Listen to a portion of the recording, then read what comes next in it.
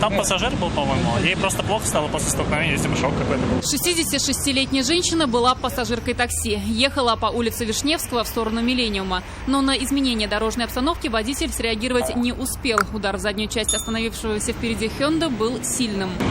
Стояли перед машиной, это тоже затормозило, задний приехал. А она на высокой скорости летела, я правильно понимаю? Ну, наверное, не знаю. После удара, полученного от такси, Hyundai отбросила вперед на Шкоду. Столкновение этих машин было не таким сильным. Наибольшие повреждения получил автомобиль предполагаемого виновника этой аварии. А вы на что-то отвлеклись? Я не отвлекался. А у вас скорость высокая была? Просто... 50? А? 50 нет. Точно? А вы вину свою признаете? 50? Да. Ну, конечно, а куда мне деваться? Во время аварии пассажирка такси получила различные травмы. Ей вызвали скорую помощь. Врачи решили госпитализировать пострадавшую для более тщательного обследования.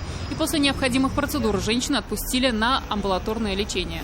Наталья Мизина, Елена Соляхова, Наиля Абдуллин. Вызов 112.